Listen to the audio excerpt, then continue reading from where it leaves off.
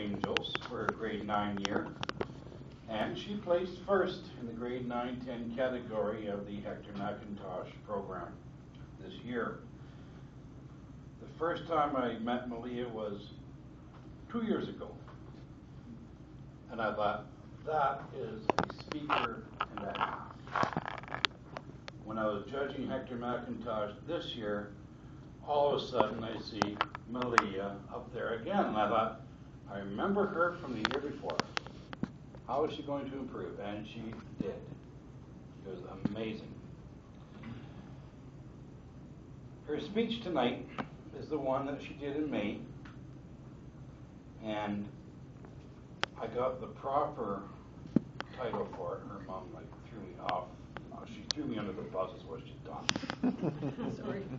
Malia will be speaking a breakdown of political terminology. If you're at Hector McIntosh, you will remember this. It was amazing. For you who are listening tonight, you're going to want to get recordings of this. DVDs will be sold next week. Malia McCullum.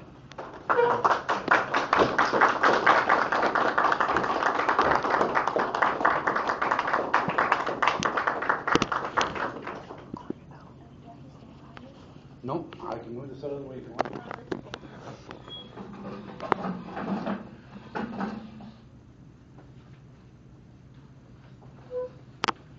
Normally, I would come up here and impress you in all the important realms of the oratory art: content, syntactical complexity, diction employed, and dramatic flair.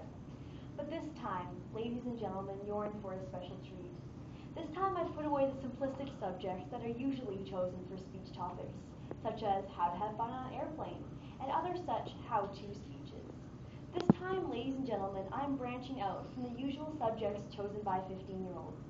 I'm going to talk to you about a gripping, engrossing, dare I say riveting, subject, politics. Toastmaster and honored guests. First, let me let you in on a little secret. Politics are easy to understand. I didn't even need to consult any sources, hibernate in any libraries, or watch any past elections. Everything I know just comes naturally to me. Allow me to elaborate. Who knows what a party is? Parents, please put down your hands. It's not the opportunity for you to wiggle excitedly in your seats as you raise your hands and whisper about what parties were like back in the old days. We're not talking about groovy, chillax house parties here. I'm talking about serious parties. Parties with platforms. Now, I'm not sure why they use platforms exactly when more exciting shoes, such as kitten heels, stilettos, chunky heels, and spool heels exist. I haven't even worn platforms since 4th grade or something, but tradition is tradition and platforms are important at political parties. It really seems to be one of the weaknesses of politics now that I think about it, a fashion emergency, if you will. I mean, I'm all for cross-dressing as it's deemed completely acceptable in today's society. Take Lady Gaga, for example. But seriously, do you want the probably male ruler of your country wearing a nice 2-inch pair of platforms? Sure, he won't choose floral or pink or anything. He'll probably opt for a sensible platform with proper support. But this notion still seems a little strange to me. You know, they probably had height requirements way back when, and short candidates started wearing platforms so they could attend these parties. The things people do to be in the in crowd. So what else will you find at political parties other than men and platforms? Lots and lots of cabinets. Now, don't ask me what these political cabinets are made of, or if they're the flimsy Walmart brand or solid wood. I simply don't know. But they're probably used for storing important papers and other such essential items like parchment and feather pens, you know, official things. So let's review what we understand so far. People in platforms in rooms with cabinets trying to obtain, brace yourselves for this new political term I'm about to introduce, the popular vote. Politics, people, it's simply a popularity contest. Who has the best platforms? Who knows how to lean on the cabinets in a casual yet strong and domineering way? Who has the best hair? Who gives the most convincing speech? Who is featured in the newspapers?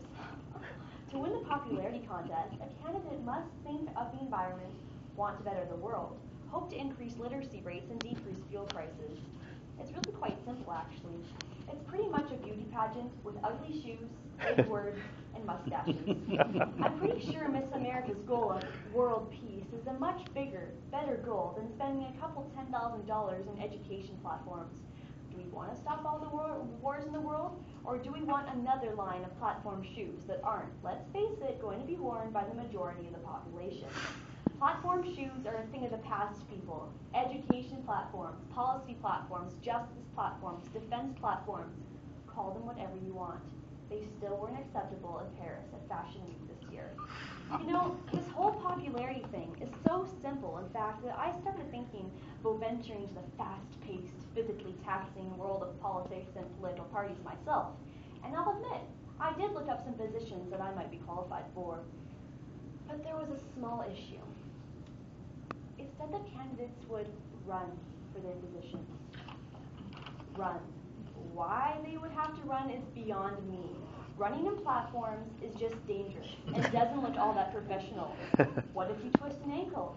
What if you're just not as genetically gifted as Mr. Tall politician who doesn't have to wear platforms because he already meets the height requirement? He'd probably be a much better, faster runner because unlike the short candidates in their heels, he could possibly just wear a pair of flats and call it a day. How unfair is that? Short people really don't stand a chance. Why would they want to run the fastest, you may ask?